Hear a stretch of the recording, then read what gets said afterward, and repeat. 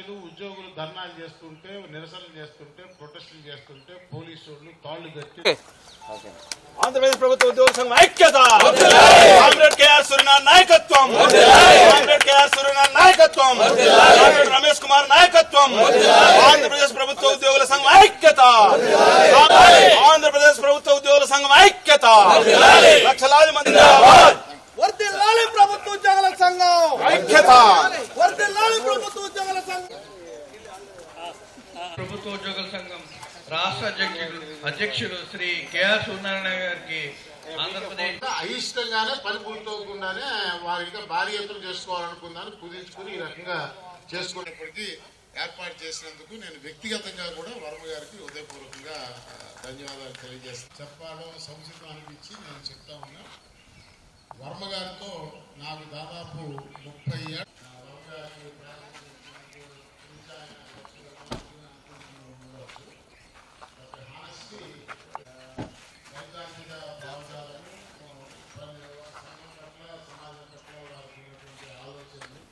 మా సంఘం ఈ దేశంలోనే ఎక్కడా ఏ రాష్ట్రంలోనూ ఎవరికీ లేనటువంటి ఒక ప్రత్యేకతని పొందినటువంటి ప్రత్యేకత ఉన్నటువంటి సంఘం.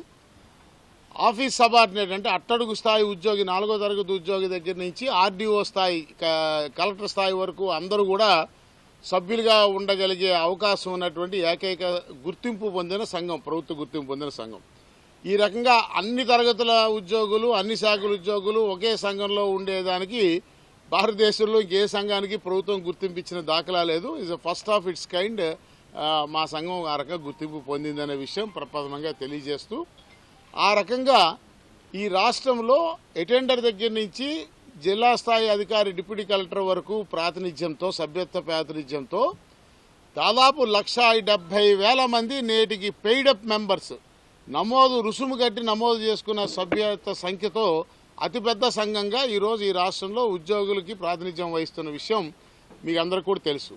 అయితే ఈ నేపథ్యంలో ఈరోజు ఈ రాష్ట్రంలో ఉద్యోగులకి అనేక ప్రధానమైనటువంటి సమస్యలు, ఆర్థికపరమైన అంశాలు, ఆర్థికేతర అంశాలు గత కొంతకాలంగా నిర్లక్ష్యానికి గురయ్యి పేరుకుపోయినటువంటి పరిస్థితులు ఉన్నాయి. అందులో భాగంగా దాదాపు 35,000 కోట్ల రూపాయలు ఈ రోజుకి ఉద్యోగులకి మంజూరు కాబడి చెల్లింపులు ఆగిపోయి ఉన్నటువంటి బకాయిలు ఉన్నాయి. ఇంకా మంజూరు కావలసినటువంటివి అనేక ఉన్నాయి. దాంట్లో ప్రధానంగా మాకు 12వ వేతన సవరణ 1 జూలై 2023 నుంచి అమలు కావాల్సి ఉన్నది. అది ఈ రోజు వరకు కమిషన్నే నియమించని పరిస్థితి ఉన్నది. సో ఇవే ఆర్థిక ప్రయోజనాల విషయం ఇలా ఉంటే, మరొక పక్క ప్రభుత్వం ఆర్థికేతర అంశాలు, సర్వీసు వ్యవహారాల సమస్యలను కూడా మరి ఒక ప్రత్యేక శ్రద్ధతో పరిష్కారం చేస్తున్నటువంటి దిశగా సమస్యల పరిష్కారానికి ఒక చట్టబద్ధమైన రిడ్రెసల్ మెకానిజం, పరిష్కార వేదిక ఈ రాష్ట్రంలో లేదు. గతంలో ఒకే ఒక పరిష్కార వేదిక, ఆ రకమైన రాజ్యాంగబద్ధంగా ఏర్పడిన పరిష్కార వేదిక ఆంధ్రప్రదేశ్ అడ్మినిస్ట్రేటివ్ ట్రైబ్యునల్ అని ఉండేది. ఏ ఉద్యోగికి కండిషన్స్ ఆఫ్ సర్వీస్కి సంబంధించి ఏ సమస్య వచ్చినా ఆ ట్రిబ్యునల్ దగ్గరికి వెళ్ళేవాళ్ళు. ట్రిబ్యునల్ వాళ్ళు త్వరితగతిన ఒక న్యాయం చేసేటువంటి వాళ్ళు. దాన్ని గత ప్రభుత్వం ఎవరితో సంప్రదించకుండా తెలంగాణ అడుగుజాడల్లో నడుస్తూ ఆ ట్రిబ్యునల్ని ఎత్తివేయడం జరిగింది. దానివల్ల ఇవాళ హైకోర్టు తప్ప ఇంక ఎక్కడైనా ఎవరికైనా చిన్న ఉద్యోగస్తులు ఎక్కడో శ్రీకాకుళంలో ఒక ఆఫీస్ సబార్డినేట్ అటెండర్కి అన్యాయం జరిగితే హైకోర్టుకు వచ్చి ₹1,00,000 ఫీజు ఇచ్చి అడ్వకేట్ పెట్టుకుని కేసు ఫైల్ చేసుకోవాల్సిన పరిస్థితి. ఆ హైకోర్టులో ఒకటే బెంచ్ ఉన్నందువల్ల 58,000 పైచిలకు వాద్యాలు ఈ రోజుకి హైకోర్టులో ఉద్యోగుల సర్వీస్ వ్యవహారాలు పెండింగ్లో ఉన్న పరిస్థితి. ఇవి ఎప్పటికి తేలుతాయో ఎవరికీ తెలియదు.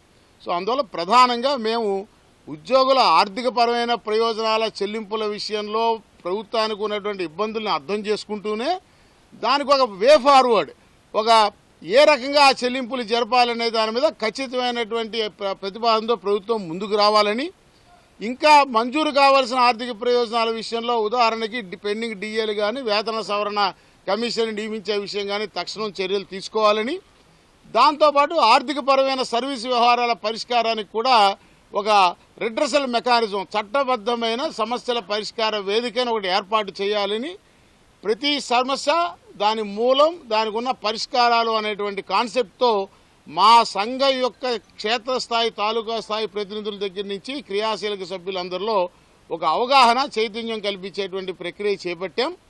అందులో భాగంగా 2021లో మేము సివిల్ సర్వీస్ జాయింట్ స్టాఫ్ కౌన్సిల్లో సభ్యత్వం పొందిన సంఘం కాబట్టి మాకెక్కడ ఆస్తులు భవనాలు కేంద్ర కార్యాలయాలు లేని కారణంగా ఇటీవల మేము గౌరవ ముఖ్యమంత్రి గారిని కలిసి ప్రభుత్వాన్ని విన్నవించినందువల్ల అన్ని జిల్లా కేంద్రాల్లోనూ తొలి దశలో మాకు 10 సెంట్లకి దాటకుండా భూమిని కేటాయించి మా సంఘ భవనాలు కార్యాలయాలు ఏర్పాటు చేసుకోవడానికి ఇప్పటికే ఎప్పటి నుంచో అమల్లో ఉన్న ప్రభుత్వ విధానాన్ని అమలు చేయమని చెప్పి కోరాం. ఆ మేరకు ప్రభుత్వం వారి నుంచి వచ్చిన కమ్యూనికేషన్లు ఆధారంగా ఇప్పటికి దాదాపు 11-12 జిల్లా కలెక్టర్లు మాకు భవనాలకి కేటాయించారు. అందులో తాత్కాలిక భవనాలు ఏర్పరచుకుని మా కార్యాలయాలు ప్రారంభించుకుని మా కార్యక్రమాలు శ్రీకారం చుట్టాం. మొన్ననే 4 రోజుల కిందటి శనివారం నాడు విశాఖపట్నం జిల్లా కలెక్టర్ గారి చేతుల మీదుగా విశాఖపట్నంలో ప్రారంభించుకున్నాం. ఈరోజు ఇక్కడ రాజమండ్రిలో ప్రారంభించుకున్నాం.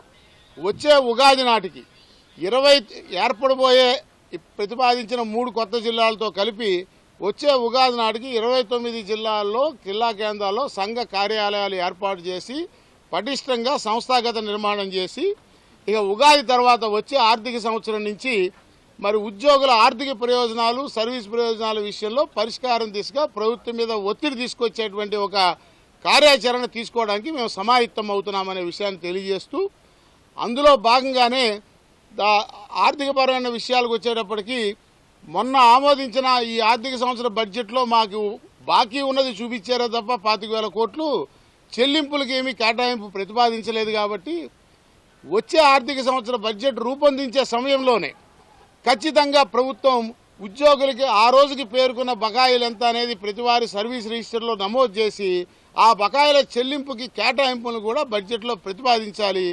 లేని పక్షంలో మా సంఘం ప్రతిపాదిస్తున్నట్టుగా ఆ మొత్తం విలువకి సంబంధించిన ఆ విలువగా సమానమైనటువంటి భూమిని ఇళ్ల స్థలాల నిమిత్తం ప్రభుత్వం ఉద్యోగులకు ఇవ్వాలనేటువంటి మా విధానాన్ని ఆమోదించాలనే డిమాండ్తో మేము ముందుకు పోవడానికి నిర్ణయించుకున్నాం తెలియజేస్తాం. ప్రధానంగా ఎదుర్కొంటున్న సమస్యలు మా జీవనం కష్టంగా ఉంది. జీవనం అనేది ఉద్యోగికి జీవనము ప్రభుత్వం నుంచి వచ్చేటువంటి జీతము ఇతరత్రా బత్యాలు రావాల్సినటువంటి ఆర్థిక ప్రయోజనాల మీద ఆధారపడి ఉంటుంది. ఉద్యోగికైనా విశ్రాంత ఉద్యోగికైనా పెన్షన్ రూపంలో.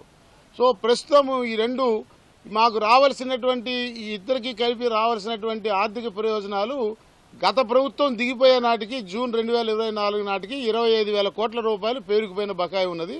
అది ఇప్పుడు ఈ 18 నెలల్లో కూడా కలుపుకుంటే ఇప్పుడు 35,000 కోట్లకు చేరింది. ప్రభుత్వం బడ్జెట్ను పెట్టేటప్పుడు గత ఆర్థిక సంవత్సరంలో ఈ రన్నింగ్ ఆర్థిక సంవత్సరంలో బడ్జెట్ని అసెంబ్లీలో పెట్టేటప్పుడు మాకు రావాల్సిన బాకీ ఆ రోజుకి 25,000 కోట్లు ఉందని చూపించారు. కానీ అది ఎలా చెల్లిస్తామనే వే ఫార్వర్డ్ని కానీ ఆ బాకీకి కేటాయింపు రూపాయి కూడా కేటాయింపు కానీ ప్రతిపాదించలేదు. సరే, ప్రభుత్వం ఏర్పడినాక పెట్టిన తొలి బడ్జెట్ కాబట్టి ఆ రోజుకున్న రాష్ట్ర ఆర్థిక పరిస్థితిని దృష్టిలో పెట్టుకుని అసలు ఎక్కడ ఎంత అప్పు ఉందో కూడా లెక్కలు ప్రభుత్వానికే బడ్జెట్ పెట్టడానికి అంచనాకి అందక జూన్లో ఏర్పడిన ప్రభుత్వం నవంబర్ వరకు బడ్జెట్ ప్రవేశపెట్టలేకపోయిన పరిస్థితిని అర్థం చేసుకుని ఆనాడు మేము ప్రభుత్వం మీద ఒత్తిడి తీసుకురాలేదు. అయితే ఇప్పుడు కూడా ఒత్తిడి తీసుకురావడం లేదు. వచ్చే ఆర్థిక సంవత్సరానికి మీరు ఇప్పుడు సంవత్సరంన్నర అయింది కాబట్టి స్థిరపడినారు కాబట్టి ఇక వచ్చే ఆర్థిక మరోపక్క పెట్టుబడులు వస్తున్నాయి రాష్ట్రానికని ప్రభుత్వమే చెప్తోంది కాబట్టి ఆదాయం ఇబ్బడిముబ్బడిగా పెరిగిందని క్లెయిమ్ చేస్తున్నారు. కాబట్టి వచ్చే ఆర్థిక సంవత్సరం పెట్టే బడ్జెట్లో ఆ రోజుకి మార్చి 31, 2026 నాటికి ప్రతి ఉద్యోగికి రావాల్సిన బకాయంతో లెక్కగట్టి వారి సర్వీస్ లిస్టులో నమోదు చేసి ఆ మొత్తాన్ని బడ్జెట్లో మాకు రావాల్సిన బాకీ దానికి ప్రభుత్వ చెల్లింపు ప్రతిపాదనలు ఏంటో బడ్జెట్లో పొందుపరచాలని మేము కోరుకుంటా ఉన్నాం. అలా కాని పక్షంలో మేము ప్రభుత్వానికి ఒక ప్రత్యామ్నాయ పరిష్కారాన్ని సూచించాం. ప్రతి ఊర్లో ఉద్యోగికి వాడికి రావాల్సిన బాకీకి ఆ ఊర్లో ప్రభుత్వ భూమిని ఇళ్ల స్థలం కింద కేటాయించండి. 2 సంవత్సరాల్లో ఇల్లు కట్టుకుంటే బ్యాంకు వారి దగ్గర నుంచి మేము చేసుకునేటువంటి హౌసింగ్ లోన్కి వచ్చే వడ్డీలో ప్రభుత్వం సబ్సిడీ ఇస్తాననేటువంటి ఒక పథకాన్ని రూపొందించినట్టయితే 2 ఏళ్లలో ఉద్యోగులు ప్రతి ఊళ్ళో ఇల్లు కట్టుకుని కాలనీలుగా డెవలప్ అయ్యి అసలు నగర అభివృద్ధికి సెకండ్ టైర్ విలేజ్ ఊళ్ళు డెవలప్ కావాలంటే పట్టణాలు ఆల్రెడీ విశాఖపట్నం విజయవాడ పట్టణాలు కాదు, సెకండ్ టైర్ నగరాలు కూడా అభివృద్ధి చెందాలంటే వాటికి ఊరికి బయట అన్ని పక్కల కనుక ఈ రకంగా ఉద్యోగుల సమూహాలు ఇచ్చినట్టయితే ఆ ఊరు కూడా అభివృద్ధి చెందుతుంది. మా బాకీ బదులు ఆస్తి మాకు ఏర్పడుతుంది. కాబట్టి ప్రభుత్వానికి ఉద్యోగులకి సమాజానికి రాష్ట్ర ఆర్థిక వ్యవస్థకి ఉపయుక్తంగా ఉంటుందని మేము ప్రతిపాదన చేశాం. కాబట్టి వచ్చే బడ్జెట్లో అయితే మాకు రావాల్సిన బాకీ ఎలా చెల్లిస్తారో ప్రభుత్వం ప్రతిపాదనలైనా కేటాయింపు ప్రతిపాదనలైనా చూపాలి, లేదా మేము సూచిస్తున్న పథకానికైనా ఆమోదం తెలపాలి. ఈ రెండూ కాకుండా ఇంకా బాకీ ఎంత ఉందని మాత్రం చెప్పి చెల్లింపు గురించి మౌనం దాలిస్తే ఇంకా భరించేటువంటి పరిస్థితి ఈరోజు ఈ రాష్ట్రంలో ఉద్యోగ ఉపాధ్యాయ పెన్షన్లకు లేదనేటువంటి విషయాన్ని మీ ద్వారా ప్రభుత్వానికి తెలియజేసుకుంటాం. మా సంఘము అబ్సల్యూట్ పొలిటికల్ న్యూట్రాలిటీ. మాకు వైకాపా, తేదాపా, భాజపా అనే పాలతో ఎటువంటి పార్టీలతో ఎటువంటి సంబంధం లేదు. మేము మా సంఘం మూల సూత్రమే. నేను ఏం మాట్లాడానో ఏం చెప్పానో నాకు చాలా స్పష్టత ఉందండి.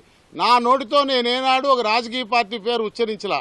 ఆనాటి ప్రభుత్వంలో ఉద్యోగులు ఎదుర్కొన్నటువంటి ఇబ్బందులు, సమస్యల్ని ఖచ్చితంగా ప్రస్తావించా.